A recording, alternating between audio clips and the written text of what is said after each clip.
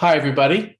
Happy end of January. We're into February of a very good year. 2023 is going to be a great year. And this is DocTalk. And we're talking this week about some really timely issues. Here we are in February. We, thank goodness, are ending many of the health-related conditions of COVID. So here's what we talk about at the end. The government at some time has to pull back into normal operations.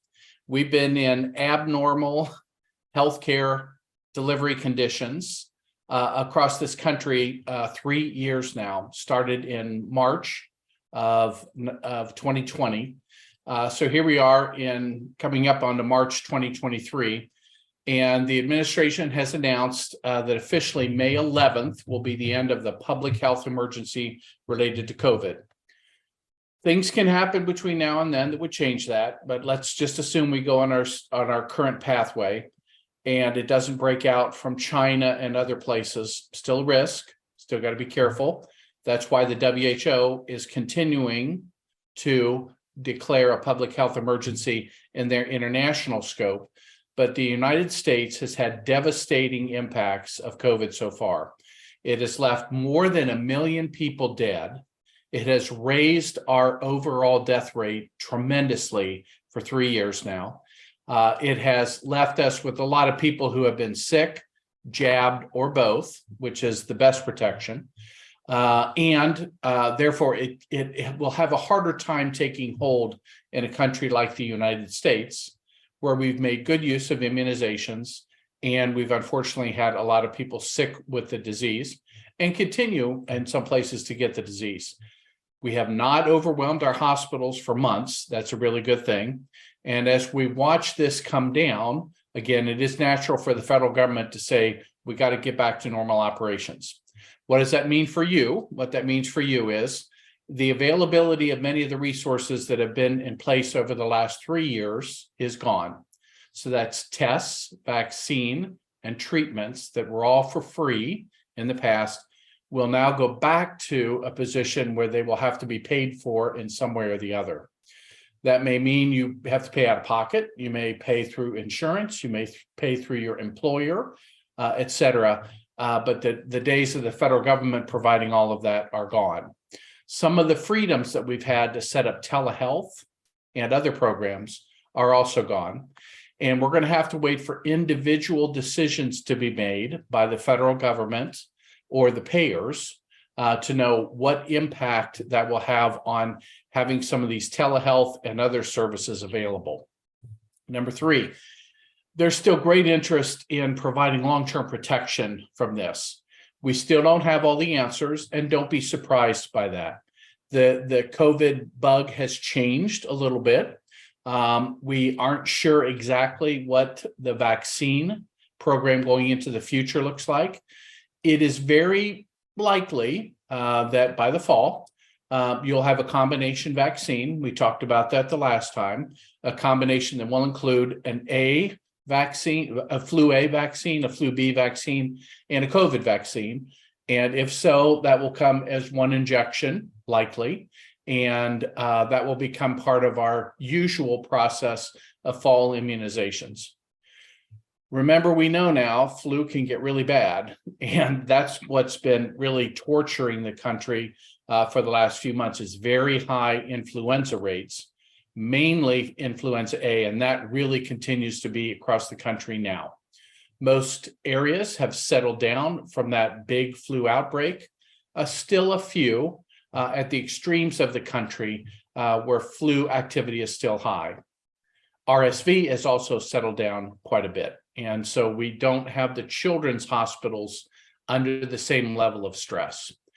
So for the infectious disease coming time, we'll be back to concerns about our normal stuff. A little bit of flu left over. We have the GI bugs, which seem to be passing rather regularly now. And as we get back together, there's nothing worse than going to an event and then having your friends call and say, hey, we got a lot of people who've been sick with something. Did you eat the potato salad or some of the other food? Because everybody who ate it seems to be kind of sick. And the regular kind of cruise ship virus outbreaks that occur. So the GI bugs going around, and they likely will over the rest of the winter.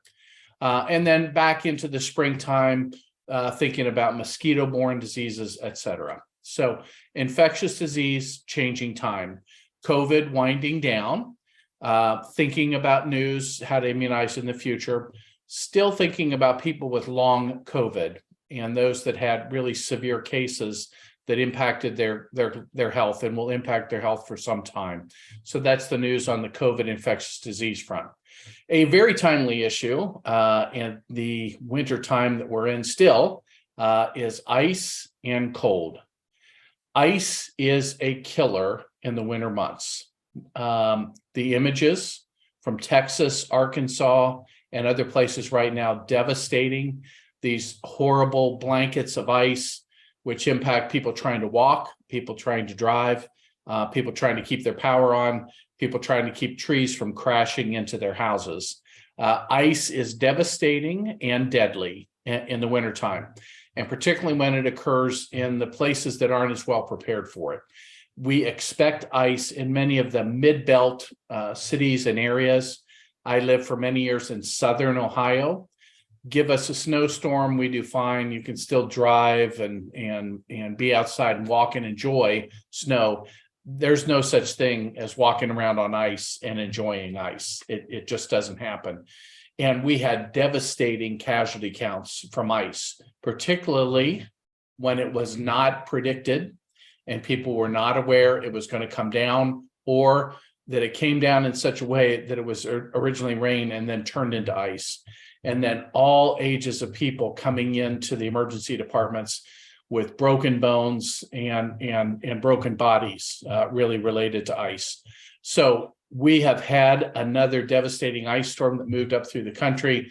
The images today still of people without power, of vehicles trapped for long periods of time out on interstates, and people going into emergency departments badly injured or dead. So be careful in those areas when ice is coming in. It is not an innocuous event, and it isn't fun to look at it as it precipitates outside. And then we have the cold. So this is really our second polar vortex, extreme cold coming through this country. Life-threatening cold with wind chills below 40 degrees, below zero.